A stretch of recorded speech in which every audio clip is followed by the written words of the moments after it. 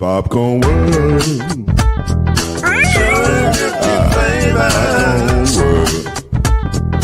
Popcorn World. Yeah.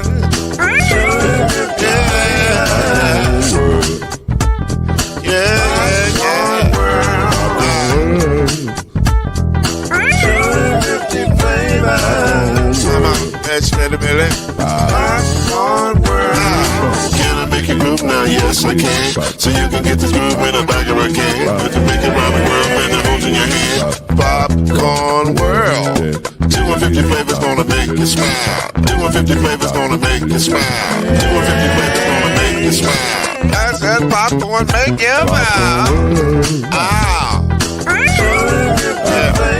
Popcorn World. Popcorn World. Popcorn World.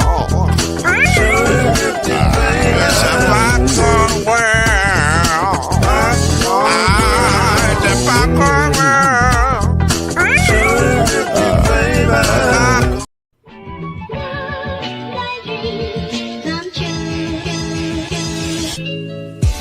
Now it's time for Believe in the ACC with our starting lineup.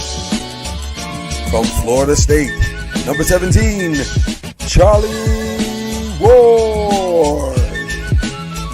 From Morehead State University, number 50, Lloyd Stan. And from Murray State University, number 2, Kendrick Haskett. Getting ready for the best sports show about the ACC in all the land. Believe in the ACC starts now.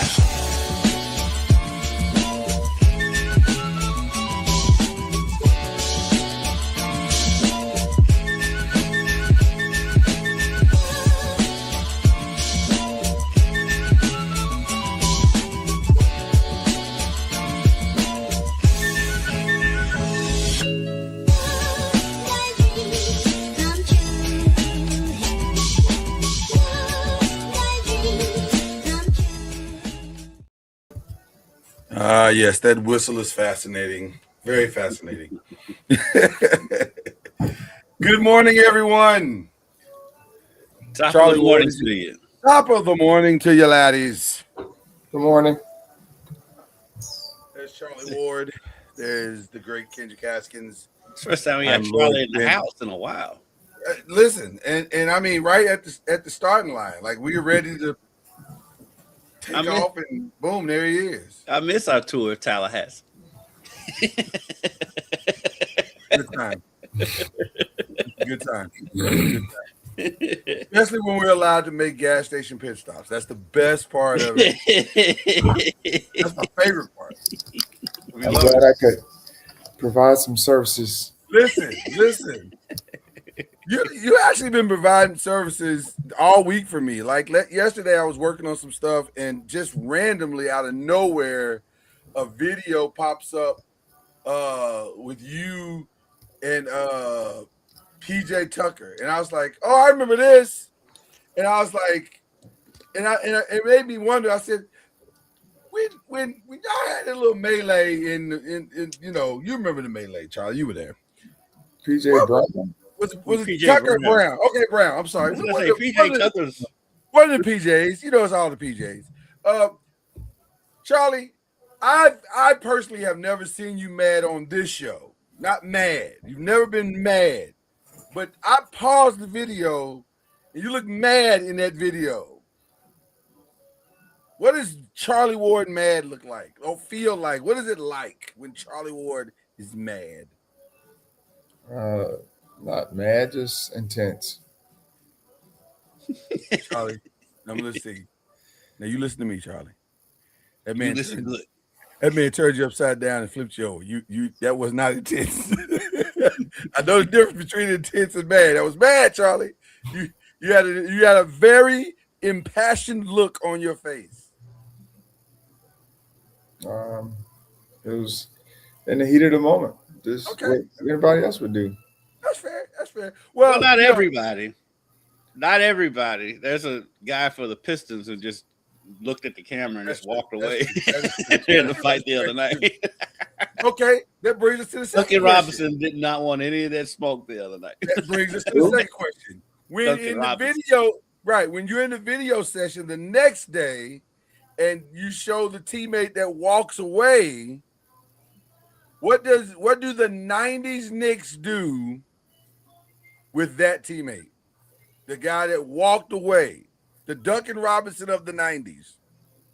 Nothing. I mean, There's no retribution? If he was on the floor, he's on the floor. He's on the floor. that would probably been me.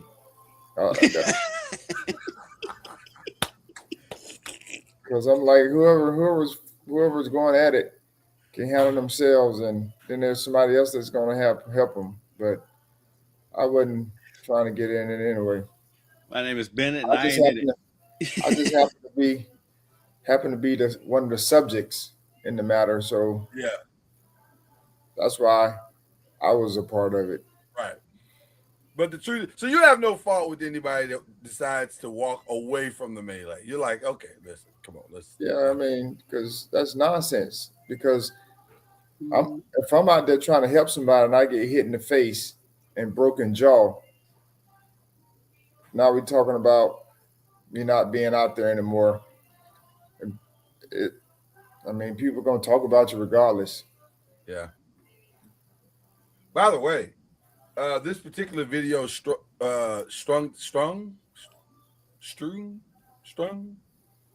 Where are you going?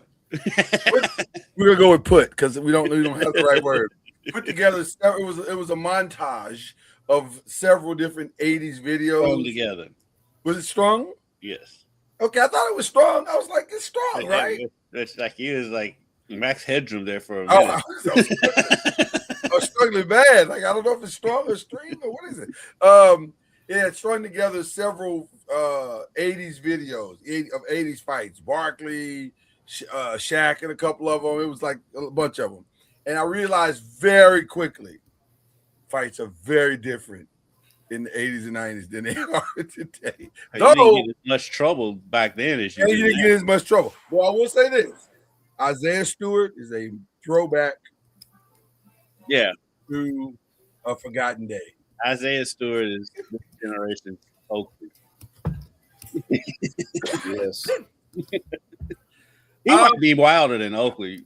You think, Charlie? Because I don't remember really Oakley running into it like he did last night. I don't know if anybody is wilder than Oakley. See, I don't know, because Isaiah seems to get up with fight on his mind. Like, he's like, there was no reason for him to fight. Like, it had really been kind of solved. The whole situation had been kind of was somewhat dying down. He said, wait a minute. He came off the bench, right? He came off the bench, was like, ain't nobody fighting without Big Stewie. Right. He's on the other side of the court. I'm like, why? That's why I meant Oakley was the finisher, but I don't really remember Oakley doing that. Yes, he didn't just. I don't remember too many Oakley fights where it was just fighting for fighting's sake. Like it. You must not have been there. Oh, you're right. I wasn't. You're right. Charlie Roy. You're right when you're right. Now I ain't gonna say when Charlie you're was right. there. No, you was Charlie there. was there. Oakley just be fighting because it's Wednesday and a fight need to happen on Wednesday. That's how Oakley was. No, I mean, if you crossed him. Wow. Okay. If you crossed him, it didn't matter where you were. Okay. All right. Well, listen. I think it's still. I think that still rings true to this day, Charlie. Well, Isaiah Stewart must be the love child of Oakley and somebody. He's got married and all of that, so that's calmed down a little bit. I did listen to his book on Audible. It was fantastic. How could it not be, though? How could it not be? It's Charles Oakley. It was great. There are certain guys that wake up and the moment they open their eyes, entertainment ensues, and Oakley is one of those guys. Well, one thing I can say about Oak is he's a great teammate. There you go. Yeah. There you go. See, that's something. And I think they feel the same way about Isaiah Stewart. I haven't heard anybody say he's not a great teammate. Like it appears that people love him. His whole team loves it. JB Bickerstaff said, that's his brother out there. He's defending his brother. And I was like, I mean, if somebody has your back like those guys have your back, yeah, you're gonna love them. I was about to say I want somebody to love me like Isaiah Stewart loves his team, but then that might be like a jail type love, and I don't really want that. I don't necessarily want that. But the passion, maybe. Well, not even the passion. It feels violent. But I love that Isaiah Stewart plays for the Detroit Pistons. It's just perfect. Where else did he play? What other team did he play? Like, really? I love that dude. How many games did he get? So they only gave him 7, which was shocking because he's a several times over offender. And I'm thinking he's a habitual line stepper. So I'm thinking, surely he's getting 20 games. So when I saw 7, I was like, wow, he's got to think that's Adam Silver's NBA. No question. If that had been David Stern's NBA, it'd been. But I also, where is he fall? Contract wise, salary wise, because he's like 4 years. I think they do take that into. Like that. Yeah, so if you go 25 games on a $60 million contract, I mean, right? You ain't got no money. You ain't got no money. Because this is 700,000 for the. That should be a reason why you should think about your actions. I know for me, that 182nd was tough to take when I had to miss my game. That's a big check to write. That's a big check to write. And y'all didn't even have Cash App. You couldn't even Cash App it over. You had to write that check. Did you have to write that check, or did they just take it out of your paycheck? How's that work? I don't know. I went to talk to the commissioner and see how I can get the money dispersed to where I wanted to go. I don't know where the money goes when you pay your fine. They say charity, but they don't ever really specify which charity it is. So I was trying to see where I can get, if I can go and generate or go and share a place where the money should go. Yeah. What did David Stern say? He said it didn't work like that. Yeah, get out of my office. You're a nice guy, Charlie, but get out of my office. He said that in the nicest way, probably, because you're a good dude, Charlie. You really are. And David Stern is not to be trifled with. All right, believe it or not, this is Believe in the ACC. We're having a really good time already. Like, the show is on fire already. And some mashup. We're going to do a little bit of Believe. We're going to do a little Press and Pros, but we always start, especially if we can get Charlie Ward early, we always start with a FAMU update. So, and by the way, let it not be said that Charlie Ward is not FAMU ready. I know y'all didn't think so. I know it looked like he was just sitting in a house, but look, bam, he knows. Look at him cleaning in a FAMU Board of Health. I tell you, this guy is amazing. Okay, so was it a 1-1 weekend? Was it? Yes, I was gonna say Saturday night. But Monday won, right? Is that how it went? I can't remember. Yes. Okay.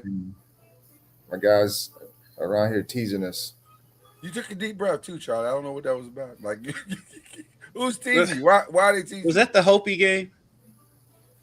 Hope called the Saturday game. And that was the one you came up short on. Coincidence? Yes. I don't think so. It was I mean, the tough part about it was we didn't play our best, and had quite a few errors, and of course we didn't win the game. We lost by 5, I think it was, in the end. But we couldn't make the big shots. We held the team to 62 points. And the whole game, having the 62 points, and we could only muster up 57 points. Oh, wow. Which was disturbing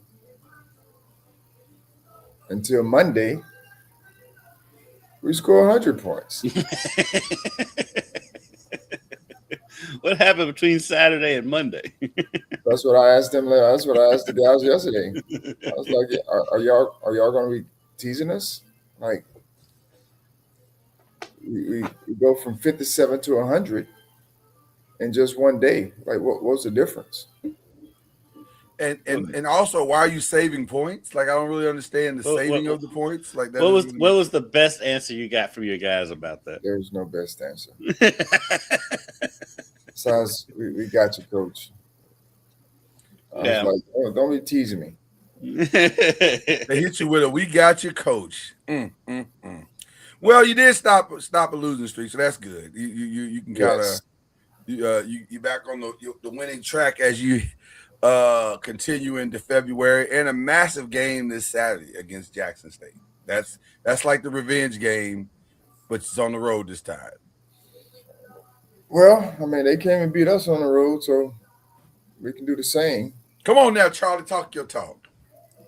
So, I mean, we've been in all the games, so that's been a positive. Yeah. And even the game we lost in double digits, we were up at halftime. So we're fighting through, the injury bug. Like most people during this time of year, you have a guy here, guy there that's injured, playing through injury, all those types of things. And so you're having to manage all of that through practice, with practice time, and just trying to get the guys to understand the importance of treatment. Believe it or not, they don't understand the importance of treatment. And trying to play, and they think they're invincible when it comes to injury, and they think they just go out and play. Do a little bit here, a little bit there, but just trying to get them to understand, what professionalism look like.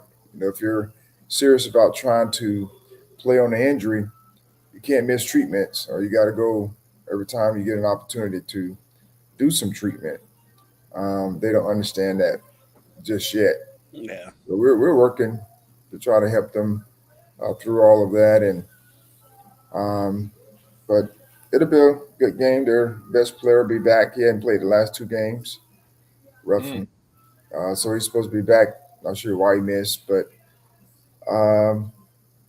last time we didn't do too well against him, and one of the other guys, two guys scored 50 of their 66 points. Wow. Which is yeah. Wow. So, and they won. And that's the most disturbing thing about it.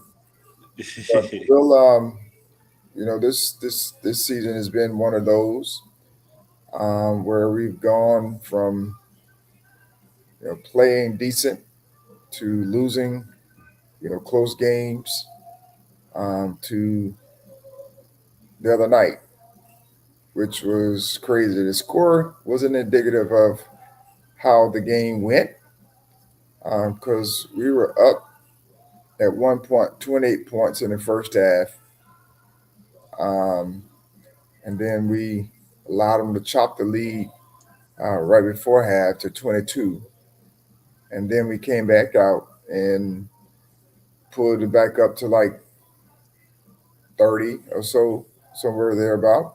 Yeah. Then they dwindled it from 30 to like 10 in like a 5-minute stint. And and the way they were able to get back was they shot 40 free throws, shot 23 in the first half and 17, I think, in the second half. Oh, wow. And then one of their players got hot. He got hot from the 3-point line, and we kept fouling or appearing to foul. And then appearing to foul. That was a very coach answer, by the way. It appeared that we fouled. And we were turning the basketball over at a rampant. We ended up with 23. Oh, wow. Turnovers. But we were very, very hot from the 3-point line. We were 11 for 15. Oh, nice. Okay. right. which is like crazy. That's a weird game, Charlie. That is Yes, definitely a weird game. with 20 assists, we out rebounded them 40-29. So there's just a lot of we missed 10 free throws. There's just a whole balancing act. Yeah. But at the end of the day, so we're grateful we can correct why we're winning, why we won, and we just need to make sure we're not trying to keep it balanced. We want to be heavily skewed to the positive. To the positive, right. Well, if Rather learn right. from a win than a loss. 100%. 100%. Well, if the trend holds true, you guys have been very consistent in your trends this year. You're going like a little bit of a losing streak, then a little bit of a winning streak, then a little bit of a losing streak. So it looks like it's time for the winning streak again. Hopefully you can win on out into the tournament. So that would be nice. That's true. That start with Jackson State and Alcorn and then go on and finish on out the season on a high note there. So listen, we'll see how it goes, but as always, we are rooting for you. And also since the All-Star break is here, hit up LeBron and get our shoes. Okay. It's about consistency, Kendrick. I would think if he's gonna hit up LeBron about shoes, it's gonna be about his own team. It's not hard, Kendrick. You're trying to give him an out. See, that's your problem. Don't give him an out. If you're hitting up LeBron about the shoes, add 2 more into the bunch. It's not hard. Come on, man. Don't make this hard. All right. Let's get into some ACC. Men's basketball was fantastic this past weekend. We had ended up with Duke, North Carolina, Virginia, Clemson, and Louisville still in the top 25 on the men's side, and Louisville, Duke, and North Carolina on the women's side. So I want to start actually with the Louisville Duke women's game last Thursday, which was a interesting game. It was a good game, but it was an interesting game. Both teams coming in with very long winning streaks. I think Louisville's was 13 games at the time, and Duke's was like 15 games. Louisville was 14 and Duke was 13. 13. Okay, so I knew it was both on long winning streaks. Yeah, somebody was going to have to lose, and they both didn't want to. So it came down to a. How'd you describe the final sequence there, Kendrick? Peculiar? Yeah. To put it mildly, I mean, yeah. Louisville came all the way back in their game. They did not play their best game, especially the first half. They were awful in the first half. Yeah. But they get the at home. They get the game. They come up with a steal, down by 2. Amari Berry goes to the court, gets fouled with, I don't know, like 0.4 seconds left or something like that. Yeah. And goes to the line. She makes the first free throw, misses the second. They lose by 1. But also, first half, and Charlie, I know you can relate. U of L had a wide open layup off a steal. I mean, the closest person to her was me, and I'm back in the hallway. Right. And she missed it. Yeah. And in my head, I was like, they're going to lose by 1 or 2 points. Sure enough. You can tell when a game is not going to go the way you want it to when like you said, Charlie, about your team, the bizarre starts to happen. And it started right from the beginning in that game. Like Louisville was missing god-awful easy shots. You're like, this ain't going to end well. This ain't going to end well. Because you can't do that. You cannot, especially versus a team that's pretty good. Like, I would say Duke's team is not awful. Like, especially their interior. Their front line. Well, they've won, 15 straight games? They've won 15 straight, so they're pretty right. Their front line was doing a lot of great things in the first half. Now, in the second half, it kind of balanced out. Because I think the lead scorer, Fournier. See that French thing, man. I don't, and I took French. So the French part of time. Yeah. But she got busy in the first half, and then in the second half, I think she had the gas was gone. Like she didn't have a lot left in the tank. Well, what happened? Part of what happened too is Duke's length, they're long. I was telling Lloyd during the Yeah. game, he's like they don't look that much bigger on television. I was like their length, they have length. They're not big. They just have Right. a lot of length. Fournier has a lot of length in there, and so that was giving Louisville problems early. They adjusted to that. They started because Louisville does have bulk with Istanbululu and Ziegler, and even McKinley Randolph. Even though she's shorter, she's bulky. Yeah. she's strong, and so they went to that. But what hurt Louisville more than anything was just Taj Roberts had her worst game of her career. Great time not to be great. Yeah, I mean, yeah. Went 0 for the game, did not score, Yeah. had 2 turnovers and 1 assist. Yeah. So it happens. I mean, it happens. But I guess the positive you take from that, if you're Louisville, is like we lost by 1 point with our best player doing absolutely nothing. Right. So I'll try to make up for it tonight against Wake Forest. It'll be an interesting game. And the other big game this past weekend in the ACC was Duke and North Carolina, which I gotta ask is this really? First of all, the fact that rivalry is now 61-60 in record is crazy. It is crazy, and I think the point total is like right there as well. Like the point total is off like maybe 1 or 2 points. It's crazy how these games are, regardless of the record, regardless of the rankings that they come in with every year. This game is going to be close. It is inevitable that this game is going to be close, and this one was no different. I want to know from you guys, is it the best rivalry in college basketball? I mean, there's some other ones that There are competitive. If that's what you're looking for, as far as being competitive, each year. But what are you in like in our day and age? We look at rivalries sometimes in the same state. Yeah. That's mostly in football. You look at them from the same state or bordering states. Mm-hmm. But I'm trying to think what's another good one that's competitive.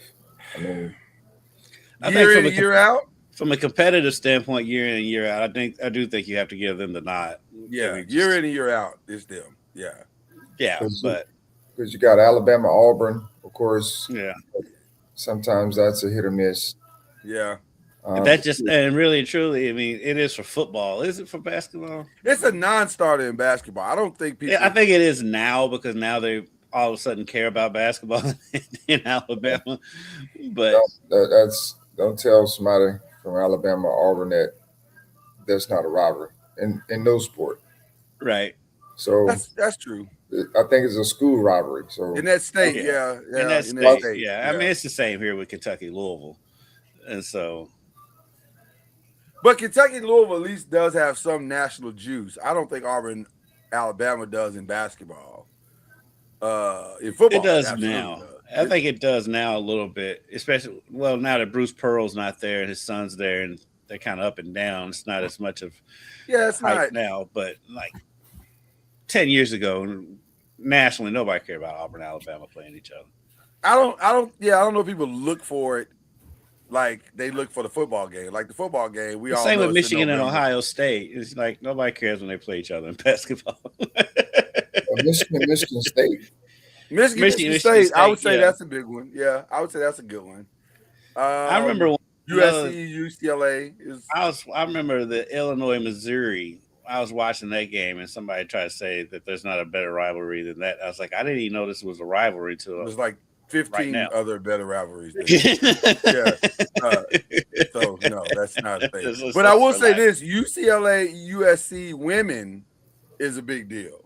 It has become a very, very big deal, especially since the last 4 years since Juju and Lauren now are there. And that game last year both those games last year were fantastic. All 3 of those games they played 3 times. I forgot because they played for the conference championship. So it was all of them were great. I wish Juju was there this year, but it's a little anticlimactic this year. But I mean, granted, I am biased because I live in it, But I put stock in that Louisville, Kentucky play once a year in all the sports, except for baseball. They'll play twice. Yeah. Every time Louisville and Kentucky meet in whatever sport, it is nationally It's a televised. big deal. Yeah, it's a big deal. Nationally every time they play It's a big anything. deal.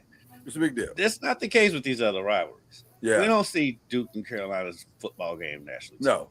televised. and nor should we. We don't see Duke Carolina baseball. We don't televised need to nationally. see a guy who's not a Hall of Famer coaching football. You know what's crazy?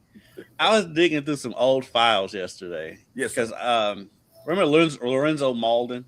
I do really Lorenzo. Shout out to Lorenzo. He signed with the Louisville Kings, the UFL team that's starting this year. Really? So he's Yeah. coming home. I found his pro day video. The first shot off the top is Bobby Petrino talking to Belichick. I was like, oh, I've got to keep this in handy when they play each other this year. Yes, When U of L plays them this year. That'd be good. That'd be good. So Petrino, where is he now? He's the offensive coordinator for North Carolina now. Oh wow. You can't make Yeah. this stuff up, Charlie. Can't make this up, Charlie. So Petrino is over there with Coach Belichick.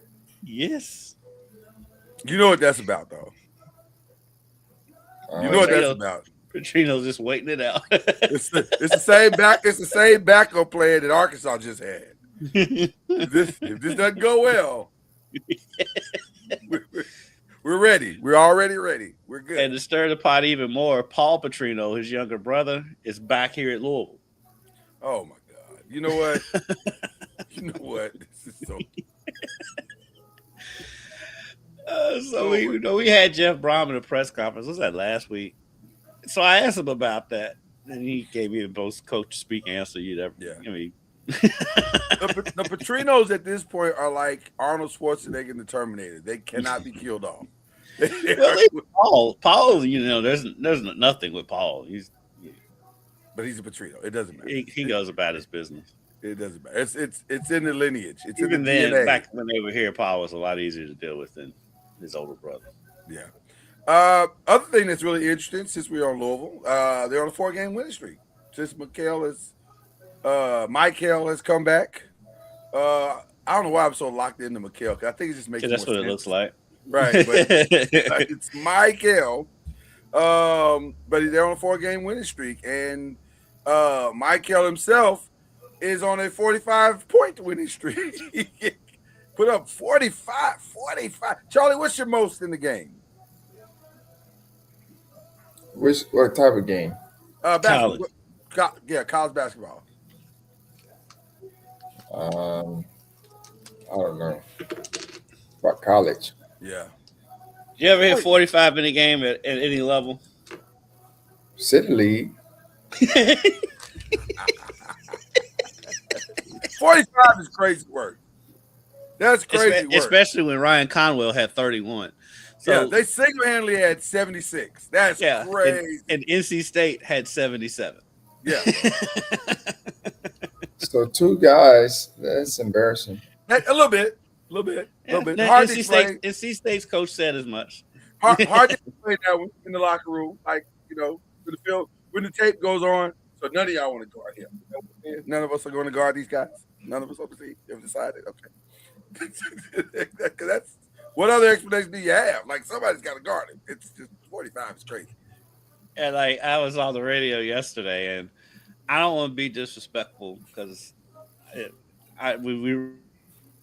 we respect Wes Unseld to the utmost. 100%. So Michael tied Wes Unseld's scoring record. Right. Michael did it in an ACC game against NC State. Wes did it against Georgetown College. Which, by the way, Charlie, is about 45 minutes from here. That's not Georgetown College. Is that the college in Kentucky? Yeah. Yeah. They're not It used to be they're not even division anything. Yeah. They're like NAIA, I think, or something like that. the Bengals built their football stadium Yeah, for their preseason camp, so they did do that. But there's that. There's yeah, that. but in Wes's defense, there were no 3-pointers back then. Michael also tied the school record for Okay. So there's that. Yeah. Michael also tied the school record for threes in the game. So his final shot tied the school record for threes in the game with 10 and all-time scoring, single game scoring with 45. So he made 10 threes by himself. Yes. He had a good day. That's 30 points. You had a good day, Charlie. That's back-to-back years Louisville's had a guard do that. And by the way, Ray Smith did that at SMU last year. And by the way, that's in his game. Honestly, it really is in his game. He is a volume shooter. And when he's on, he's on. It's just a matter of him getting on. And sometimes he's like a 76 Chevy. You know when Michael's on. Crank that thing up, warm it up, and then maybe by the second half, he'll start to score. So we'll see. You know early if Michael's going to be on or not. I actually talked to his dad after he goes. His dad sits about a few rows behind us where we sit at the games. The first time I talked to him, he's gotten a lot of guff because he goes back and forth with fans. I'm like, brother, you're never going to win that war. Yeah, he stopped. But he has a whole regiment of what Michael's day is. It's strict down to he has one workout with the trainers. He goes back, has a peanut butter jelly sandwich, a banana, and a bottle of water, and then takes a nap, and comes back, and it's wild. Does he live? Does his father live in Louisville? He does now. He moved to Louisville for this whole situation. That's crazy. Shout out to NIL. I mean that's happened before now. What do you say, Charlie? When does he go to school? School.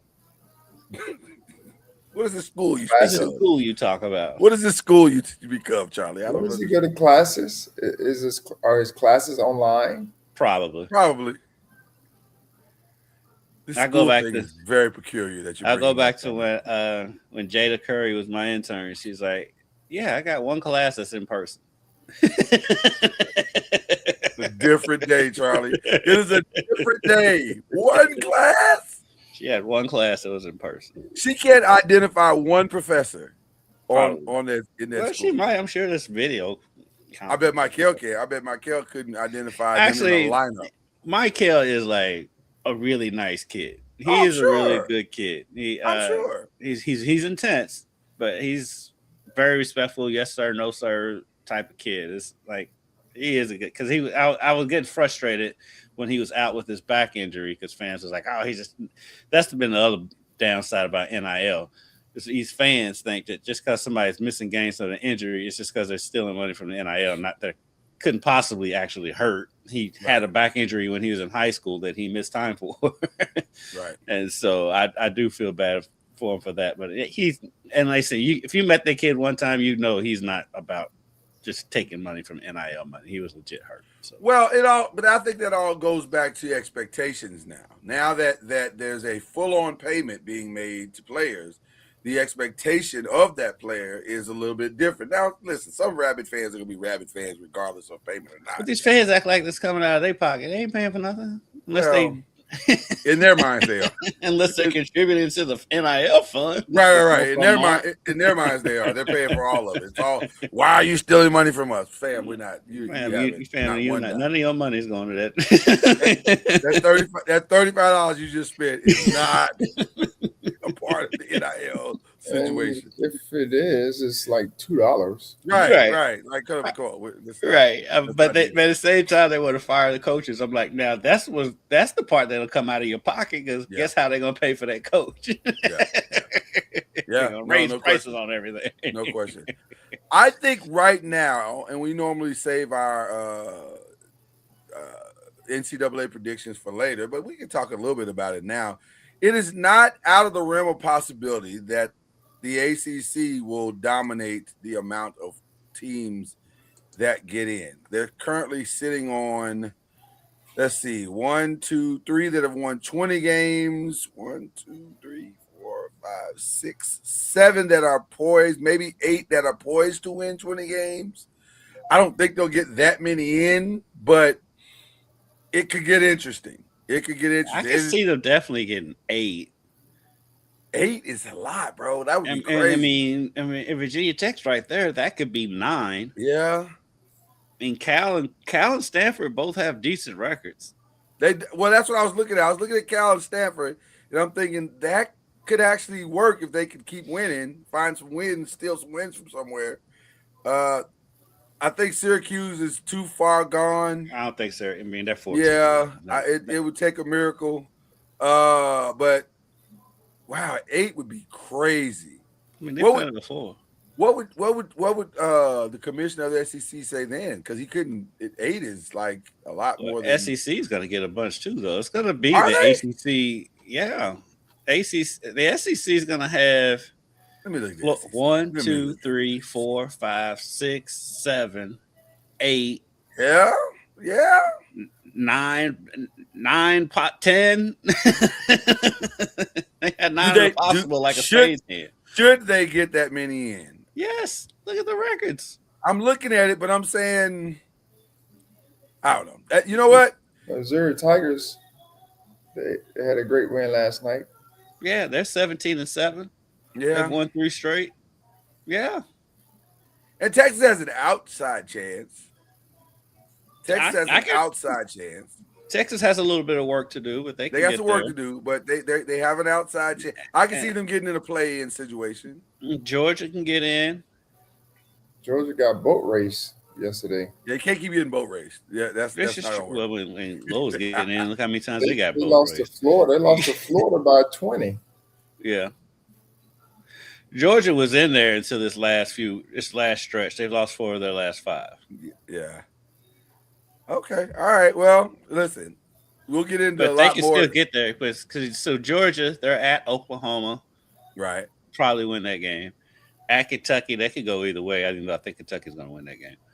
They get Texas at home. They're at Vandy, South Carolina, Alabama, and at Mississippi State. So they've got an opportunity to get in. So, okay. So we said 8 legitimately for ACC. I didn't realize that Clemson got beat by 10 at home by Virginia Tech. Yes. Possible 8 or 7 for the SEC. And then you look at the Big Ten, and that's probably about 6 or 7, maybe 8 in that one as well. That's like 24 spots that are possibly already gone. Yeah. That's wow. That's crazy. The big 3, this is a legit Big 3 this year. Yeah. And then you got to go to the Big 12. I mean, those 4 conferences are going to take all the big. They're going to take at least 24 to 30 spots. Because all that said about the ACC and the SEC, the Big 12 is the best conference. Because they got 4 in the top 10. So yeah, and 6 in the top 25. And by the way, the projected number 1 BYU is now 22nd. So this is going to be an interesting tournament. This is going to be a very, very interesting tournament. So BYU was picked number 1. Well, they had the best player and the most upside. So a lot of, depending on what publication you were looking at, it was BYU in Arizona, in some publications. So where's U of H in the mix? They're number 3 now. 3 in the country and the tied with Arizona. Tied in the conference. Only 1 game back. As far as overall record, they've lost 2 games instead of 1. Arizona just lost the other day. Although you can make I don't know. You know what? Arizona, I don't know. We're going to find out a lot about Arizona coming down the stretch because Kansas did a number on them and they didn't even have Peterson. They looked like the better team. No, not. I wouldn't say that. I mean, Arizona was up most of the game. Arizona had a double-digit lead in that game. But I felt, in my humble opinion, like that was more about Kansas mistakes than it was Arizona dominance. Sure. We're going to have games. Right. We can, yeah. They've only lost 1 game all year, so, right? I mean, they have a heck of a stretch, though. I mean, that game, they play Texas Tech Saturday, then they play BYU, then they play at Houston. That's why I said we're going to find out a lot about if Arizona. And they got Kansas again and Iowa State.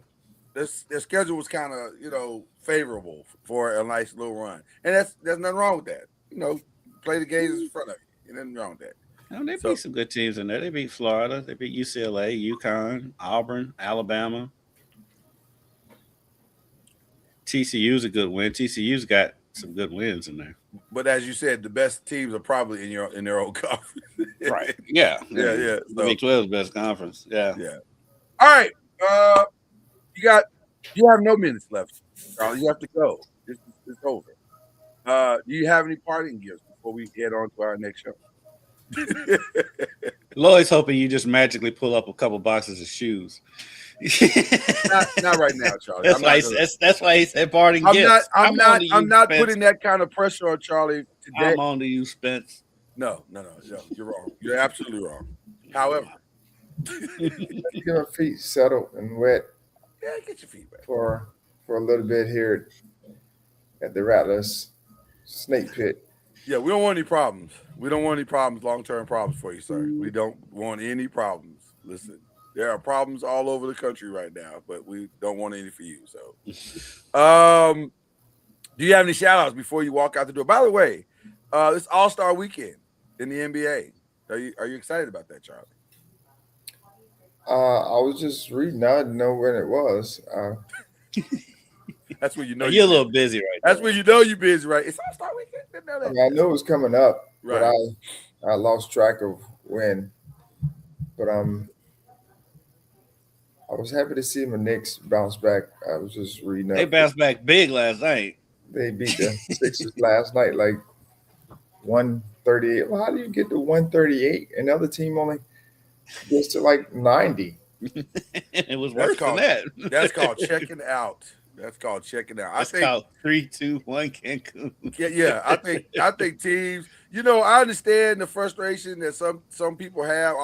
But at the same time, if you're that close to the All-Star break, I think people are kind of like 138-89 was the final score.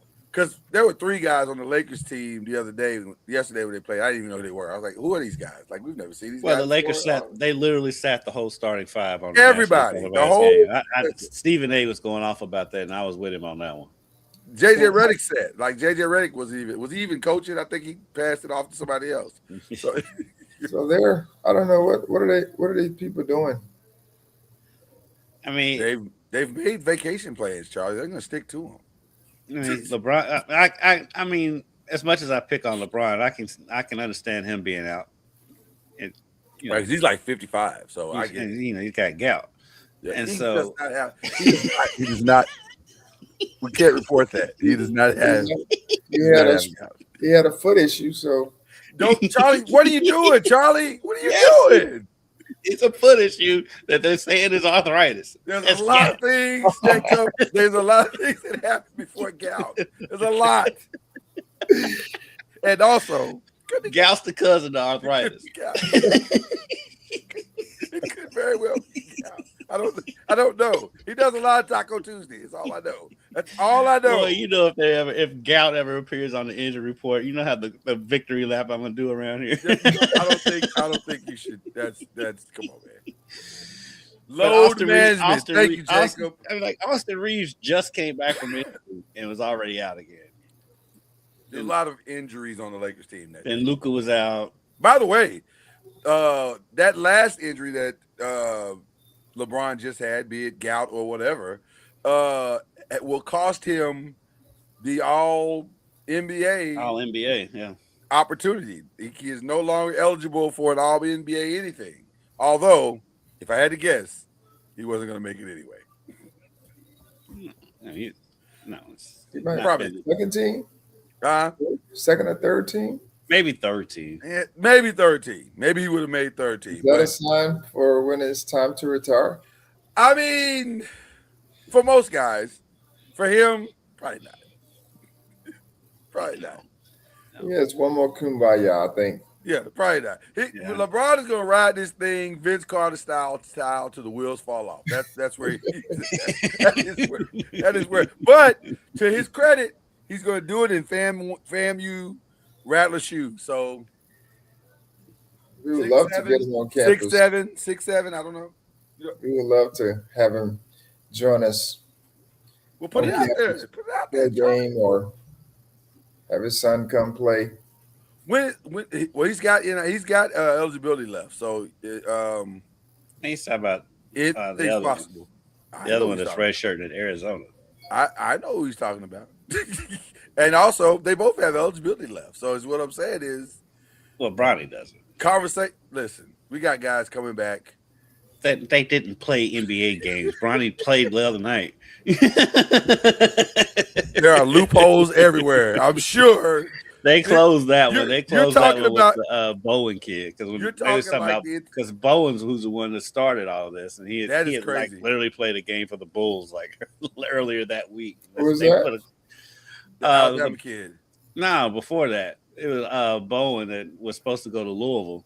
Oh I forgot about that kid. He's on the Bulls. Yeah. He's on the Bulls roster. Like was literally on the Bulls roster at the time, and they was talking about him coming back. And that's when it started. Yeah. Well, I was so happy to see that the judge denied the young man from Alabama because he hit him with the Randy Moss, didn't he? Come on, man. That was definitely a loophole. But I mean, kudos to those that are trying to benefit, because at the end of the day, this is starting to get skewed towards, like a semi-pro type of league as opposed to college. Yeah. Because folks are coming back not for an education. No, not at all. Not at all. No.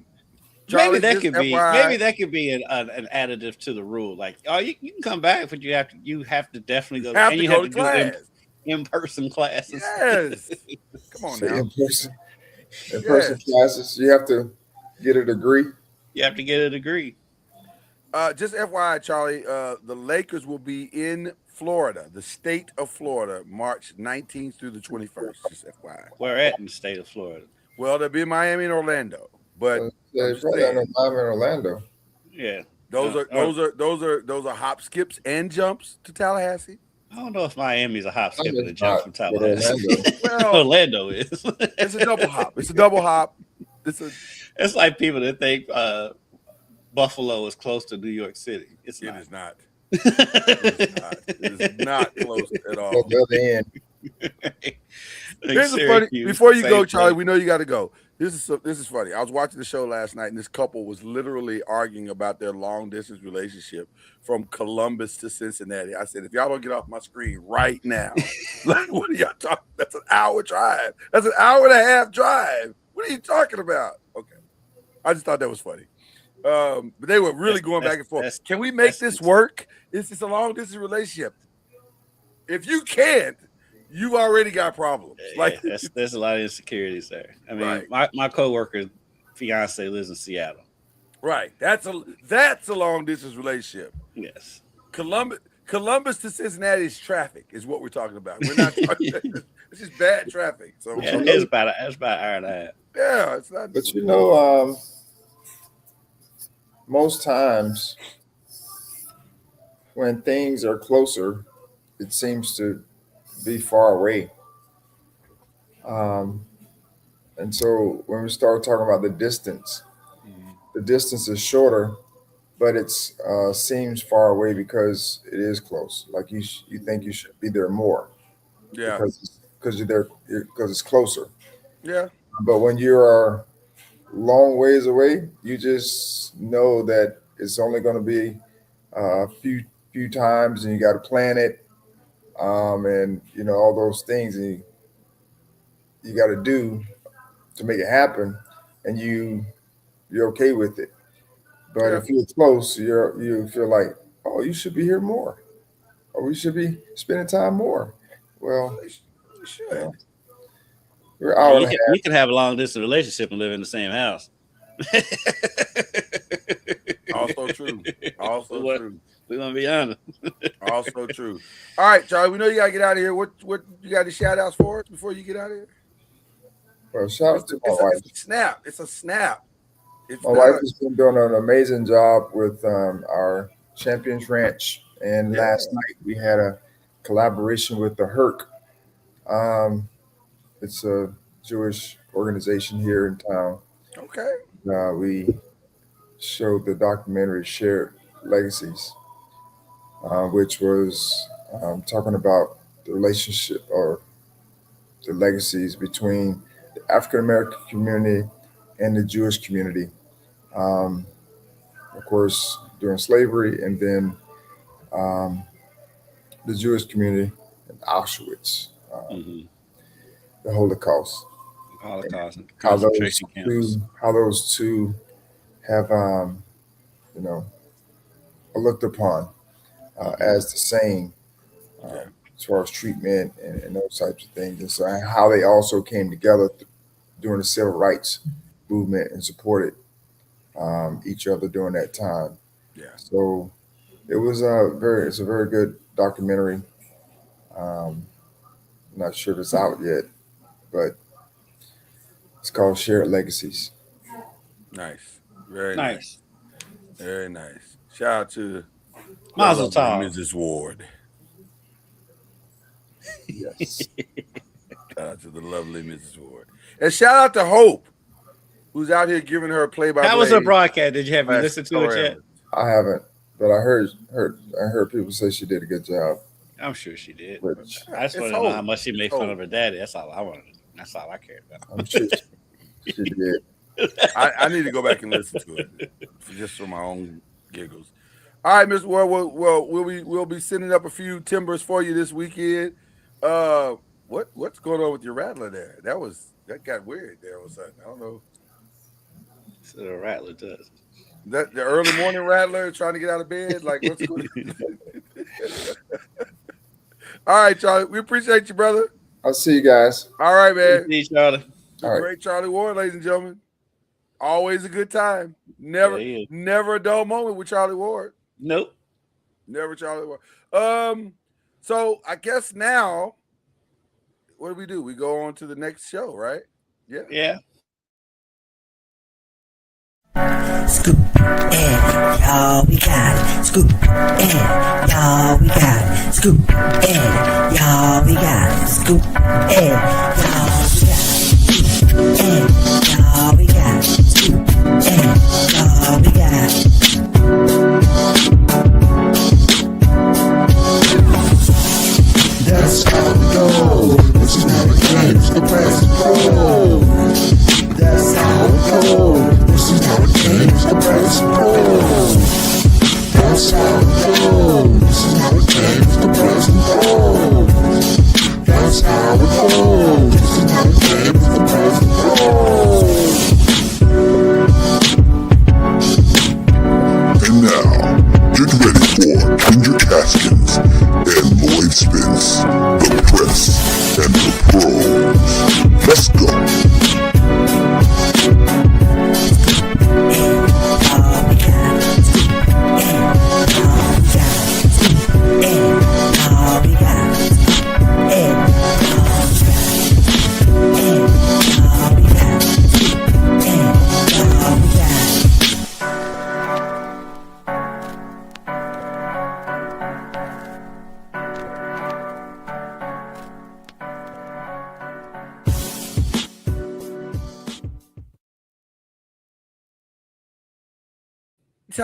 Every time I hear that, I want to just get up and crip walk, but I can't crip walk though. I don't really know what to do. You'll hurt your old knees doing that. I don't have old knees. I ain't got the gout. I'm good. You old though.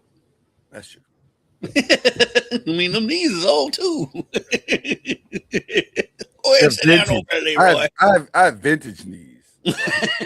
not old, vintage. By the way, shout out to Stephen A's pink jacket and tie he's got on today. It'd be a fantastic Oaks outfit. What is going on with this tie? What's happening?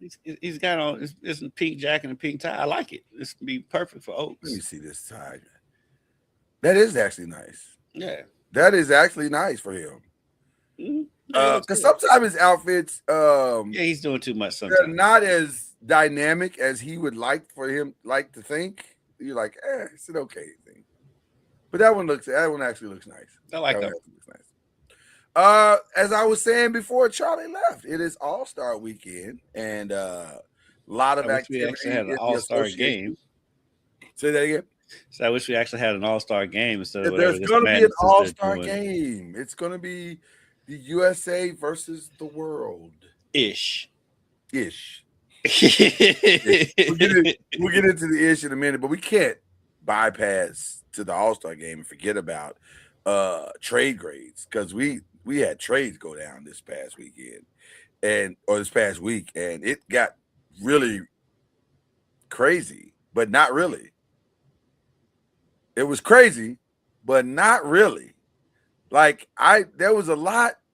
Well, the two main names that we thought that were out there didn't get traded. Well, so when we give out grades, it's very interesting. So when we start with the Bucks, because that was the name, everybody was wondering, where is Giannis going? Where is Giannis going? Turns out, went to his living room, and that's about as far as the trade went. He went from maybe the bedroom to the living And room. endorsed the gambling app. Did he endorse the gambling app? Did I miss that? Yeah, This guy's taking pills, and I'm old. I'm old. I didn't say I wasn't. I said you were. We in this together. I didn't say I wasn't old. I just said that you old. I'm cutting this gray. I'm going to get my vitality back. I'm looking I up. didn't know he was on the app. I didn't know he was on the Call sheet. That's the. Oh yeah, I forgot about that. I saw that. Yeah, call sheet.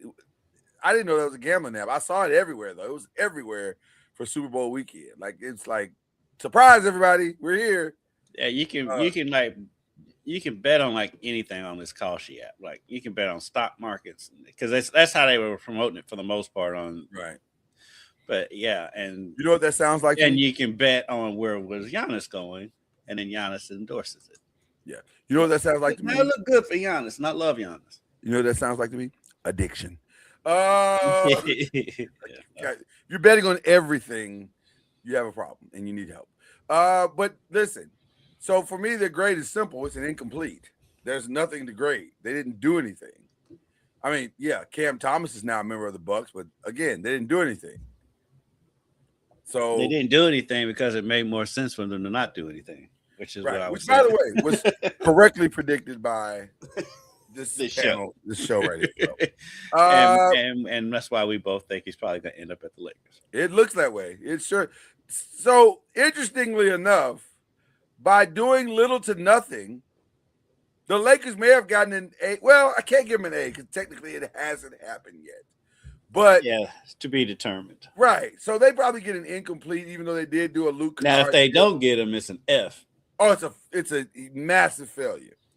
But it's all signs do point to a successful completion come July, whatever the free agency. Maybe I don't know. I don't give it a guarantee, because I mean, nothing's a guarantee until it happens.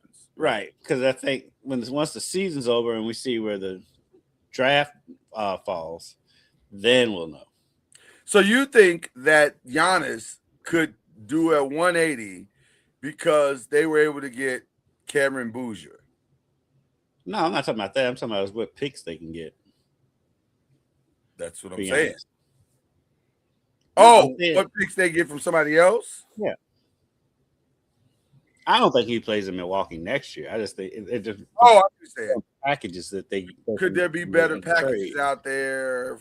Well, so that's the tricky part about this whole thing.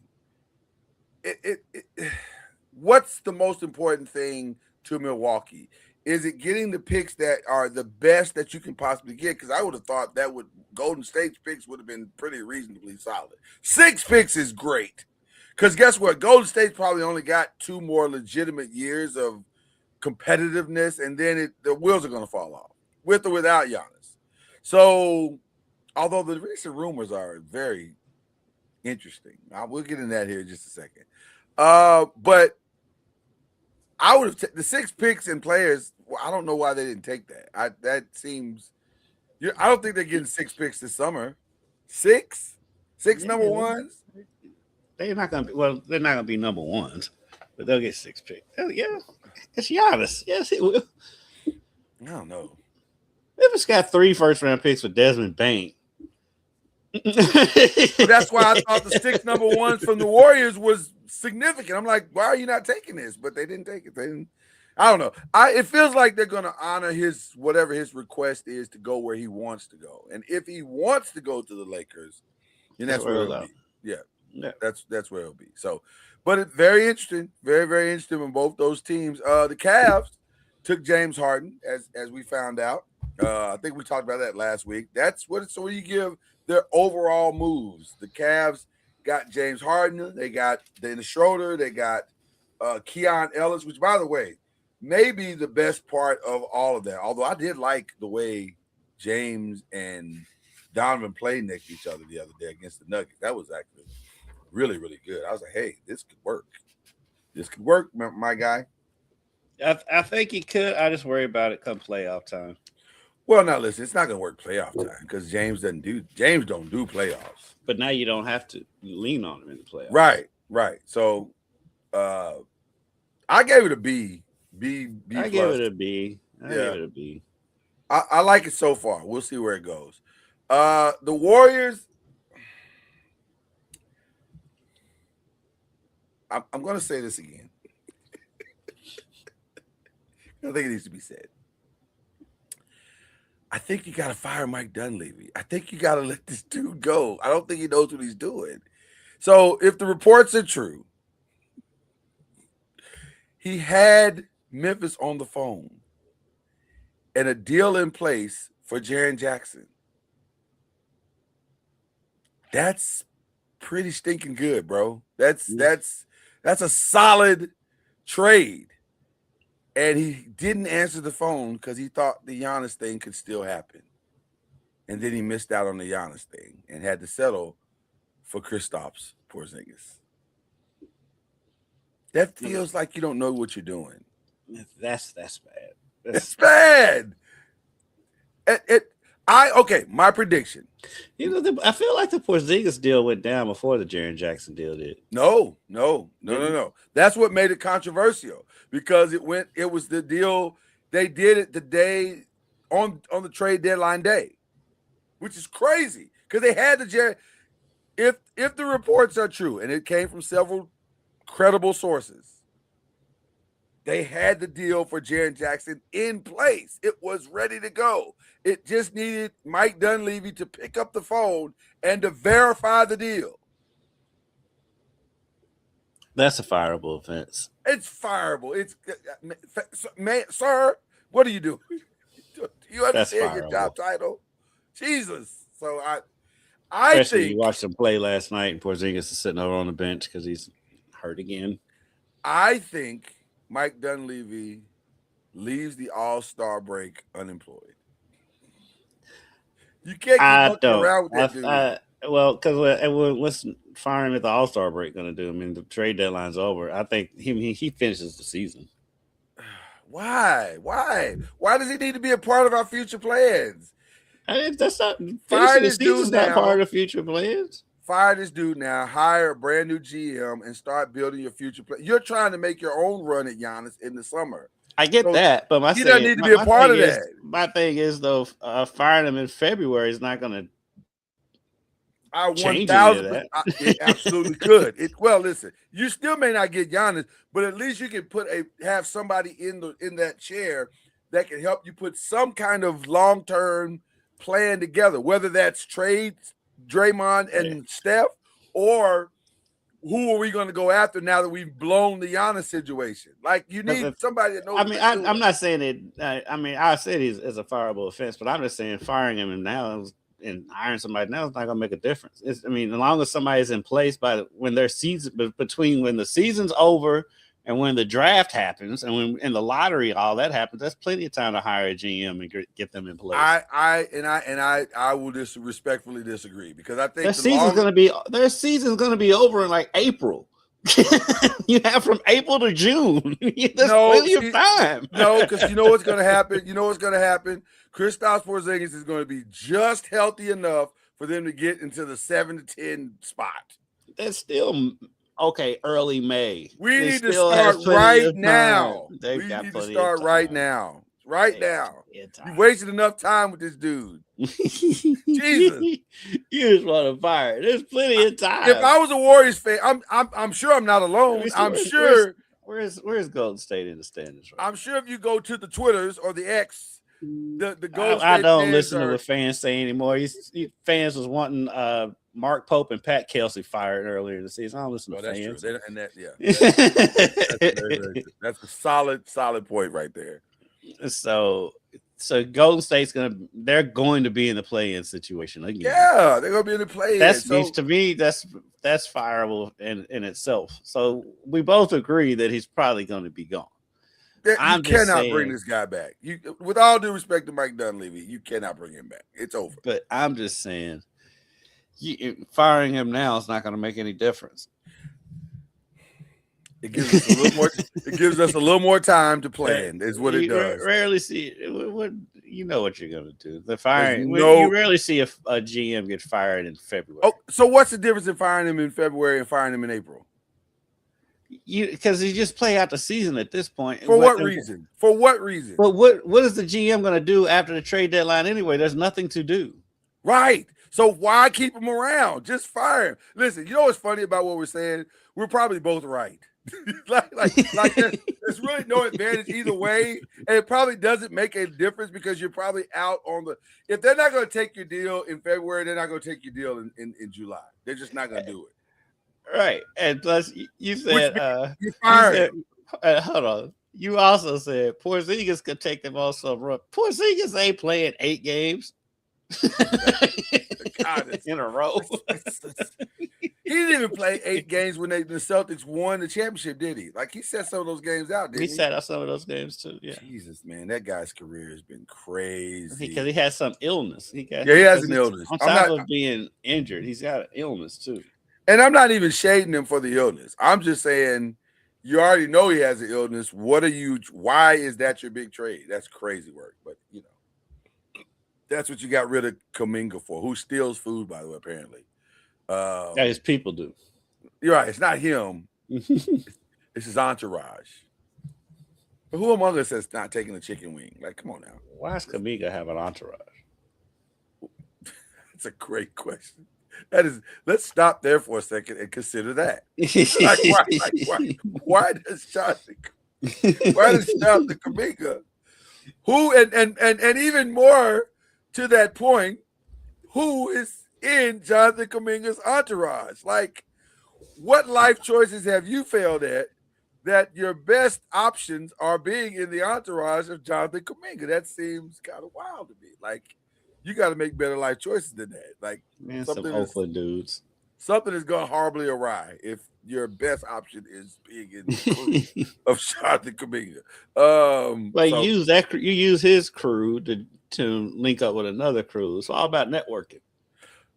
But but if he's going to Atlanta. Well, they didn't know that at the time when they got in the crew. At the time, he was a Warrior. Right, he was a Warrior. Winning the title. That might be an upgrade if you're in the crew. Like, you can find a lot of options for crews in Atlanta. Like, you can go to T.I.'s crew, Future's crew, Young Thug's crew, Country Wayne's crew. But they're more his age, I guess, because in Oakland, you got like E40 and. What about Drewski? Is Drewski living in Atlanta? Is Drewski from Atlanta? I don't know where he's from. I don't know where he's from either, but he has a lot of Desi Banks is an Atlanta guy, right? There you go. That's a fine crew right there. You keep up with this stuff more than I do. So I'm just saying. I know that name. I don't really know. Get your crew game together is what we're saying. It's crazy that you're in Jonathan Kuminga's crew. That's crazy. I think he has a chance to live out his NBA dreams in Atlanta because nobody else is there to take shots. So. For now. For now. I mean, listen, it's all about. What's crazy is people were talking about Atlanta as a dark horse to win the Eastern Conference this year, and now they blow the whole team up.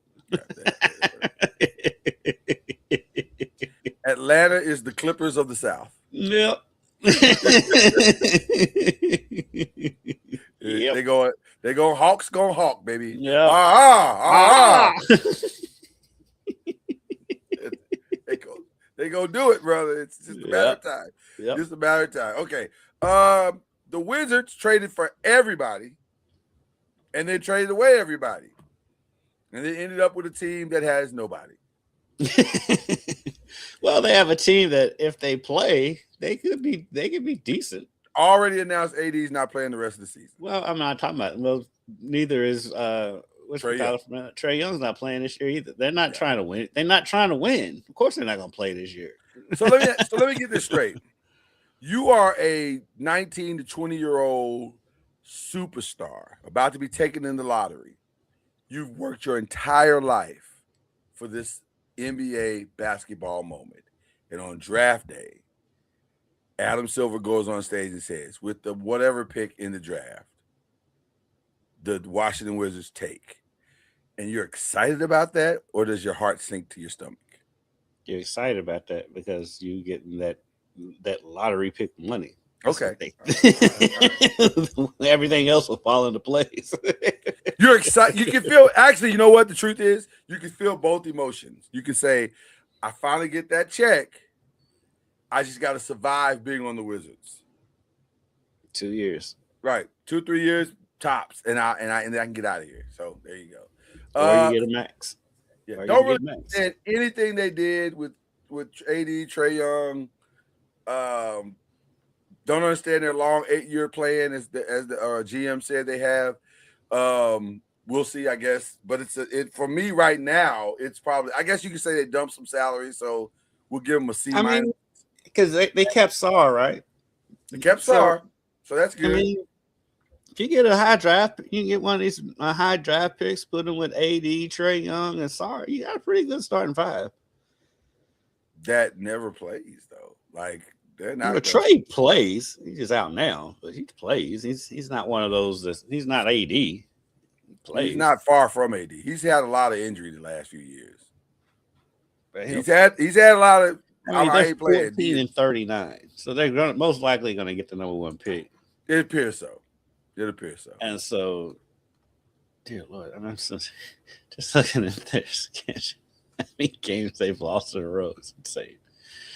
But yeah, let's look at their roster. So the Wizards have mastered tanking.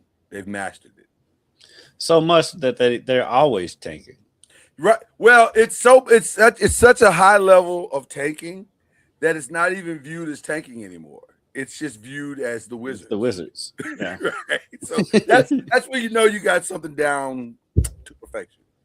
The sauce is delicious. I keep forgetting D'Angelo Russell went there too. By the way, they told him you ain't even gotta get on the plane, bro. We good. They still got him on the roster.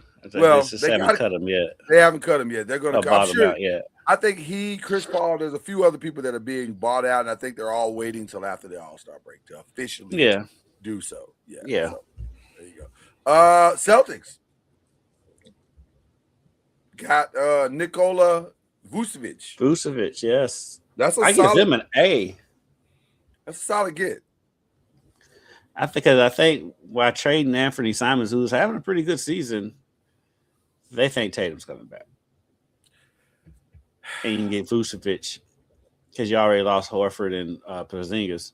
So I had an extensive conversation with my homie who's a professional physical therapist, and we talked about that injury specifically Jason Tatum. And we outlined the timetable, and we said, he said, Lloyd, everything that you're saying with him is in alignment with where I would probably have him at this point. He said, now, are you asking me, should he play? He said, that's really an individual thing. If the guy feels like he can play, there's no real detriment if he has followed all of the steps that he must follow to get back on the court as it relates to what we would green light. And I said, my only response to that was, I got it, but he won't have completed those steps until, like, realistically, according to what you're telling me as a timetable, he won't complete those steps until like March, right? Sometime in late March, middle to late March, right? Mm-hmm. He said, probably. I said, okay, well then what's the point? Like so that he can make a playoff run, and because he's not going to be 100%. He said, no, probably not 100% by the end of March. So then you're going to just keep easing them back so that it just, I don't get it. They're playing fine. They're number 2 in the Eastern Conference with a potential of being listen, Detroit is playing great, but no, they're not locked to the number 1 seed. Right. I mean, they're young. They could make some mistakes here. Even if Detroit wins it, because at the end of the day, with a young team like that, Detroit needs home court advantage more than the Knicks and 100%. Celtics do. So they're going to probably most likely win the Eastern Conferences. I don't think the Knicks and Celtics are concerned about that. They don't care. But, right. I don't know. I mean, it just depends on the player. We're not there, and so I'm not there. And if I were the Celtics ownership, I would leave it alone. I'd leave it alone. You don't have to win a title this year. You don't. The long term of where we're going to be means far more to me than a one-off and something goes wrong. I just don't see the benefit of it's that. Not worth the risk. Right. It's not worth the risk to me. Because he comes in, he's going to throw off chemistry, and it's no knock on anybody, but they've got an established chemistry right now. And he's going to feel as though he needs to be Jason Tatum again, which he does not. Right. And I guess it is the equivalent of, you make a trade, you bring in, but I don't know. I think I would just let this year play out. You don't have to win the title this year. You don't have to win it. Fine. You're fine. Yeah. We're fine. And if you do without him, then oh well. The thing is, okay, he comes back and they come out of Eastern Conference. They're not beating the Thunder if the Thunder are there. No. and it's still, even though the Thunder struggle this year, there's nothing I've seen that makes me think that they're not going to be right there at the end of the year. So I agree 100%. So Bulls, they dumped a lot of salary and they put themselves in position for, I don't know. So I don't know what they're doing. I feel so sorry for Bulls fans because they still sell out that arena every night, and that team has been terrible for 30 years now. They had a little blip when Derrick Rose was healthy. They did about it. Yeah. Same thing with the Mavs. The Mavs dumped AD, dumped a couple other salaries. They have not yet bought out Klay Thompson, though all signs. They're still playing him too. That's what's weird. All signs do point to him being bought out. I thought he would be, or at least traded, but I would think that over the next coming days, at the start of next week, before the trade before the All-Star break is over, he's already going to be in LA anyway. He's already in LA having a time of his life. Shout out to Meg Thee Stallion. Listen, nobody's living their best life like Klay Thompson. Nobody.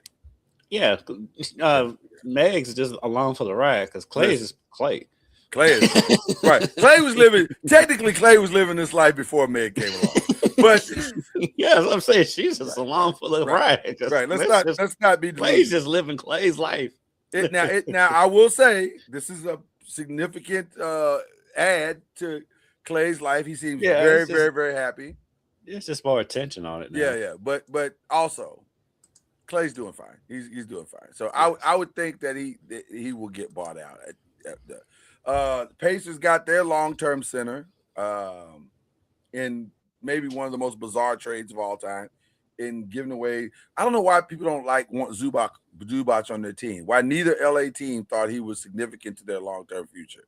It's crazy. Especially the Clippers. I can kind of get the Lakers because he was young, but with the Clippers, I mean, he's been their most consistent player playing time wise. Yeah. And he's solid. He's very solid. Yeah. I like that pairing with Halliburton for next season. Yeah, that would have been really good. The Grizzlies did not do the thing we thought they were going to do after doing the thing that nobody knew they were going to do. Yeah, pretty much sums it up. Yeah. I'm wondering if their price is too high for Ja. It's got to be what it is, right? They said they brought the price way down, and people were still like, nah, it's okay. This feels very much like that In Living Color skit where they were trying to give away School Days VHSs and nobody wanted them.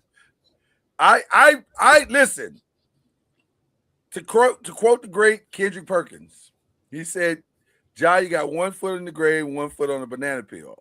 I don't think he's far off on that. I think Ja No, he's not. value is not even close or in the vicinity of what he thinks it is. And if that doesn't signal your final wake-up call, then I don't know what to tell you, young man. I this is not going to end well.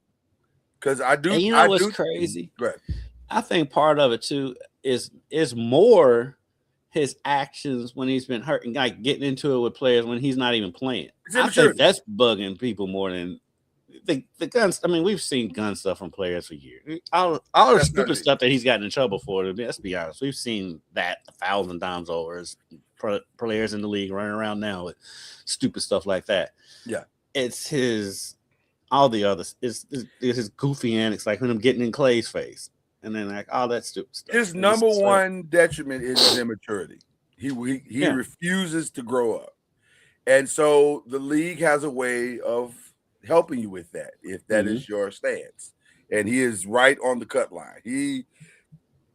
He and Zion Williamson are going to start a buddy cop movie at this point called The Immature Ones, and so it's just a matter of time. You don't get to keep messing up. So what do you grade them? What would you grade the Grizzlies? F. You traded away. Well, I won't say F because they got a lot of good picks. They got a ton of picks, and they've gone the OKC route. So I can't give. That's crazy for me to give them an F. It's a solid C minus though. I'd say a C, unless the caveat is this. They think they can build him into SGA. It's an F. It's an F. There's nothing that says that's true. Well, talent-wise, there is. Talent-wise, but there's no evidence of anyone on that staff being able to penetrate that man's heart and mind. Right. So that's the only because to me that seems like their only way they're going to get anything for him or out of him is if they just like, you know what, we're just going to build this around him and make him SGA and go on from there. Now, to me, that's crazy, but I mean, that's the only logical thing I can see that can happen because it's crazy. That talent like that, we've never seen a talent like that fumble the bag like this. Never. That is the strongest point I think I've heard ever about Ja Morant. We've never seen a talent of that level fumble the bag on this level. Yeah. It's crazy because this is a guy that should be making Luka money. Yeah. Instead, he might be playing over in Spain somewhere. He's not going to make as much as Isaiah Stewart at this point. Right. Like it's he's 1 foot out the league. It's that close. So, which brings us to the Heat. The Heat did nothing. And maybe they shouldn't have. I don't know. I don't really know. They're so all in on Giannis, kind of like the Lakers, that they're kind of like, let's just stand pat. But here's what makes this also interesting. And I don't know if you've heard this. The Golden State Valkyries have decided and basically announced that they're going to make a significant run at A'ja Wilson. And also, the Golden State Warriors have said, so are we. We're going to make a run at Bam Adebayo. We've never seen two superstars end up in the same city that are dating or about to be married. I hadn't heard that. Yeah, that's gotten some traction. And so, first of all, let me say this. 100% like the Bam Adebayo plan for the Warriors more than I like the Giannis plan. That's way better. That's way better. Because here's the thing about that plan. When Steph's time is up, you've at least solved your long-term problem that you've always had. You have a workable center. Now, he's not as good as Giannis, but he's stable. He's stabilized. He's done everything and stabilized Miami. The only reason Miami's still competitive is because of Bam Adebayo. So you move that stability to the Warriors, and you got flexibility all around you to make other moves. Because he ain't going nowhere as long as his wife, girlfriends, is in. That's the only part that it makes sense. There's nowhere on earth you'd rather have Bam over Giannis. I didn't say you'd rather have Bam over Giannis. I said it's a better deal, so I think it's a better. Well, for the short term of what you're trying to accomplish, it's a better fit because Bam is also inconsistent. Well, with Bam, you have to gut the team. With Giannis, you do. You're gonna have to gut the team, and you're gonna lose a ton of first round picks. It's gonna be a nightmare. You're not winning. The Golden State Warriors aren't winning a championship with Giannis. It's never gonna happen. They got a better chance of winning with Giannis than they do with Bam. I disagree because with Giannis Bam, has a title. Bam doesn't. No, but that's irrelevant. That's irrelevant. I'm saying with Giannis, I can't put other pieces around it because you're not the Heat don't want Draymond. Nobody really wants Draymond for real, but because he's too old. That's my point. So they're gonna have to give up picks. They're gonna have to give up. They're gonna do that either way. Because Miami's just not gonna just take Draymond either. They're gonna have to give up a bunch of picks for Bam too. I mean, look, Miami won't give up picks. Look, dude, Miami would not give up Tyler Hero for James Harden years ago. No, Miami's not giving up anything. Miami is stubborn. That part is very true. Miami's very stubborn. Pat Riley is surly. They have not given up. They've had opportunities to give up on Hero so many times. If they're not gonna give up on Hero, they're not giving up on Bam. Tyler Hero the most, and Hero's been out. He's been out most of this season. He's the most unloved superstar. I don't even call him a superstar at this point. Like he's just a guy. Because he's hurt all the time. Yeah, he's a guy doing a thing. He's just a guy. And I like really I really like I don't understand why they have this love affair with him when they passed up superstars to keep him and they're not going anywhere. Yeah. Oh well. All right, so that's our grades, guys. That's like, I didn't say the Clippers, but I mean, the Clippers are clippering. Just dumpster fire. Yeah, they're clippering. They're doing exactly what they do. Yep. So it's not, their grade is pretty obvious. Like you said, they need to move out of LA and change the name. Change the name. What would a good Clipper name? Depends on where they move. Depends on where they move. Well, even if they stay in LA, they could be like. They're in Inglewood, right? Yeah. The Woods. Call them, first of all, call themselves Inglewood, whatever. Inglewood. Start with that. Right. Change it like completely. Inglewood. The Inglewood. I don't know. Plaid shirts, or they want to stay at the ocean, so Inglewood Sharks, Inglewood Orcas. Stingrays. The Stingrays of Inglewood. I don't know. I don't know. They gotta do something. It's bad. Speaking of bad, All-Star Weekend is this weekend. I don't know. First of all, let's start with the Rising Stars game, which the biggest star of the Rising Stars game is now been announced that he will not be playing. Cooper Flag will not be playing in this game. So the whole game is now anticlimactic. Like, I don't even know why. You got Con Knipple. The big Con Knipple fan base out there outside of Charlotte. Just throwing thing out there. Yes, I saw you try to throw that on the wall. Hope it sticks. I saw that. I saw it. It'll be whatever it is. And that again, let me just start. Let's just air the whole thing out. I loathe these multiple team format things that are happening in the All-Star Weekend now for the Rising Stars game and also for the USA versus the World game. This is just stupid. It's just stupid. It's so unnecessarily unnecessarily complicated. Right. I'm like, just have an All-Star game, US versus the world, and call it a day. First of all, they know the world will win, so that's why they don't do it. First of all, it's the All-Star game. Who gives a damn? Just pick, right, who cares? 12 guys on one side and 12 guys on the other side. Let them play for 48 minutes. That's all we want. What are we doing? And if USA gets beat, they get beat. So what? And they're probably going to get beat. They will get beat. Yeah. They'll win the Olympics, so who cares? Right. So there you go. I think those days are numbered too. The gap is definitely closing. So the only thing I'm really interested in is probably the 3-point contest. Although I do have a beef. I have a beef.